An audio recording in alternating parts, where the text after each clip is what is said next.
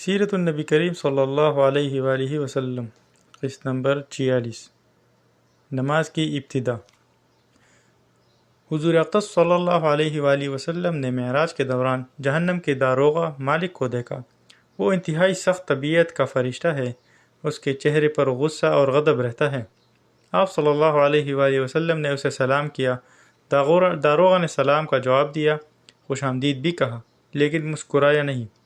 اس پر نبی کریم صلی اللہ علیہ وآلہ وسلم نے جبرائیل علیہ السلام سے فرمایا، یہ کیا بات ہے کہ میں آسمان والوں میں سے جس سے بھی ملا اس نے مسکرا کر میرا استقبال کیا، مگر داروغہ جہنم نے مسکرا کر بات نہیں کی۔ اس پر جبرائیل علیہ السلام نے کہا، یہ جہنم کا داروغہ ہے، جب سے پیدا ہوا ہے آج تک کبھی نہیں ہنسا۔ اگر یہ ہنس سکتا تو صرف آپ ہی کے لیے ہنستا۔ یہ بات اچھی طرح جان لے کہ نبی کریم صلی اللہ علیہ وآلہ وسلم کو معراج جاگنے کی حالت میں اور جسم و روح دونوں کے ساتھ ہوئی۔ بعض لوگ معراج کو صرف ایک خواب کہتے ہیں اور بعض کہتے ہیں صرف روح گئی تھی، جسم ساتھ نہیں گیا تھا۔ اگر یہ دونوں باتیں ہوتی تو پھر معراج کے واقعے کی بھلا کیا خصوصیت تھی؟ خواب میں تو عام آدمی بھی بہت کچھ دیکھ لیتا ہے۔ معراج کی اصل خصوصیت ہی یہ ہے کہ آپ صلی اللہ علیہ وآلہ وسلم جسم سمیت آسمانوں پر تشریف لے گئے، لہذا گمراہ لوگوں کی بہکاوی میں مت آئے۔ اور پھر یہ بات بھی ہے کہ اگر یہ صرف خواب ہوتا یا معراج صرف روح کی ہوتی تو مشرکین مکہ مذاق نہ اڑاتے، جبکہ انہوں نے ماننے سے انکار کیا اور مذاق بھی اڑایا۔ خواب میں دیکھے کسی واقعے پر بھلا کوئی کیوں مذاق اڑاتا؟ معراج کے بارے میں اس مسئلے میں بھی اختلاف پایا جاتا ہے کہ نبی کریم صلی اللہ علیہ وآلہ وسلم نے اللہ تعالیٰ کو دیکھا یا نہیں۔ اس بارے میں دونوں طرح کی احادیث موجود ہے۔ اس معاملے میں بہتر یہ ہے کہ ہم خاموشی اختیار کریں، کیونکہ یہ ہمارے اعتقاد کا مسئلہ نہیں ہے، نہ ہم سے قیامت کے دن یہ سوال پوچھا جائے گا۔ حضور صلی اللہ علیہ وآلہ وسلم اللہ تعالیٰ سے ہم کلامی کے بعد آسمانوں سے واپس زمین پر تشریف لے آئے۔ جب اپنے بستر پر پہنچے تو وہ اسی طرح گرم تھی جس طرح چھوڑ کر گئے تھے۔ یعنی معراج کا یہ عجیب واقعہ اور اتنا طویل سفر صرف ایک لمحے میں پورا ہو گیا۔ یوں سمجھے کہ اللہ تعالیٰ نے اس دوران کائنات کے وقت کی رفتار کو روک دیا، جس کے باعث یہ معجزہ نہایت تھوڑے وقت میں مکمل ہو گیا۔ معراج کی رات کے بعد جب صبح ہوئی اور سورج ڈل گیا تو جبرائیل علیہ السلام تشریف لائے۔ انہوں نے امامت کر کے آپ صلی اللہ علیہ وآلہ وسلم کو نماز پڑھائی تاکہ آپ کو نمازوں کے اوقات اور نمازوں کی کیفیت معلوم ہو جائے۔ معراج سے پہلے آپ صلی اللہ علیہ وآلہ وسلم صبح و شام 2 رکعت نماز ادا کرتے تھے اور رات میں قیام کرتے تھے، لہٰذا آپ صلی اللہ علیہ وآلہ وسلم کو 5 فرض نمازوں کی کیفیت اس وقت تک معلوم نہیں تھی۔ جبرائیل علیہ السلام کی آمد پر حضور صلی اللہ علیہ وآلہ وسلم نے اعلان فرمایا کہ سب لوگ جمع ہو جائیں۔ چنانچہ آپ صلی اللہ علیہ وآلہ وسلم نے جبرائیل علیہ السلام کی امامت میں نماز ادا کی اور صحابہ کرام رضی اللہ تعالیٰ عنہم اجمعین نے آپ صلی اللہ علیہ وآلہ وسلم کی امامت میں نماز ادا کی۔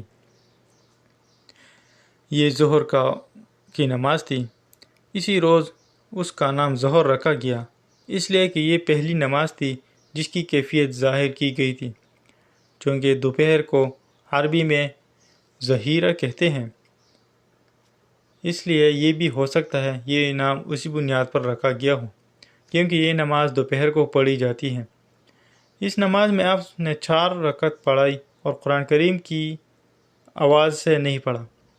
اسی طرح عصر کا وقت ہوا تو عصر کی نماز ادا کی گئی، سورج غروب ہوا تو مغرب کی نماز پڑھی گئی۔ یہ 3 رکعت کی نماز تھی۔ اس میں پہلی 2 رکعتوں میں آواز سے قرأت کی گئی اور آخری رکعت میں قرأت بلند آواز سے نہیں کی گئی۔ اس نماز میں بھی ظہر اور عصر کی طرح حضرت جبرائیل علیہ السلام آگے تھے۔ آپ صلی اللہ علیہ وسلم ان کی امامت میں نماز ادا کر رہے تھے اور صحابہ نبی کریم صلی اللہ علیہ وسلم کی امامت میں۔ اس کا مطلب ہے حضور صلی اللہ علیہ وآلہ وسلم اس وقت مقتدی بھی تھے اور امام بھی۔ رہا یہ سوال کہ یہ نماز کہاں پڑھی گئی، تو اس کا جواب یہ ہے کہ خانہ کعبہ میں پڑھی گئی اور آپ صلی اللہ علیہ وآلہ وسلم کا رخ بیت المقدس کی طرف تھا، کیونکہ اس وقت قبلہ بیت المقدس تھا۔ حضور صلی اللہ علیہ وآلہ وسلم جب تک مکہ معظمہ میں رہے اسی کی سمت منہ کر کے نماز ادا کرتے رہے۔ جبرائیل علیہ السلام نے پہلے دن نمازوں کے اول وقت میں یہ نماز پڑھائی اور دوسرے دن آخری وقت میں، تاکہ معلوم ہو جائے نمازوں کے اوقات کہاں سے کہاں تک ہیں۔ اس طرح یہ 5 نمازیں فرض ہوئیں اور ان کے پڑھنے کا طریقہ بھی آسمان سے نازل ہوا۔ آج کچھ لوگ کہتے نظر آتے ہیں نماز کا کوئی طریقہ قرآن سے ثابت نہیں، لہٰذا نماز کسی بھی طریقے سے پڑھی جا سکتی ہے، ہم تو بس قرآن کو مانتے ہیں۔ ایسے لوگ صریح گمراہی میں مبتلا ہیں۔ نماز کا طریقہ بھی آسمان سے نازل ہوا ہے اور ہمیں نماز اس طرح پڑھنا ہوگی جس طرح نبی کریم صلی اللہ علیہ وآلہ وسلم اور آپ کے صحابہ رضی اللہ عنہم پڑھتے رہیں۔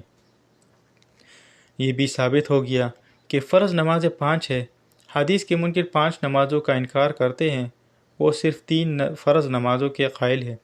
لوگوں کو دھوکہ دینے کے لیے وہ کہتے ہیں کہ قرآن مجید میں صرف 3 نمازوں کا ذکر آیا ہے، حالانکہ اول تو ان کی یہ بات ہے ہی جھوٹ، دوسری یہ کہ جب احادیث سے 5 نمازیں ثابت ہیں تو کسی مسلمان کے لیے ان سے انکار کرنے کی کوئی گنجائش نہیں رہتی۔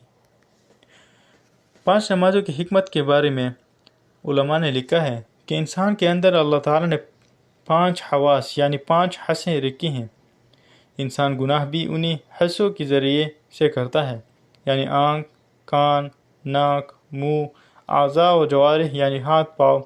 لہٰذا نمازیں بھی 5 مقرر کی گئی تاکہ ان 5 حواسوں کے ذریعے دن اور رات میں جو گناہ انسان سے ہو جائے وہ ان 5 نمازوں کے ذریعے دھل جائے، اور اس کے علاوہ بھی بے شمار حکمتیں ہیں۔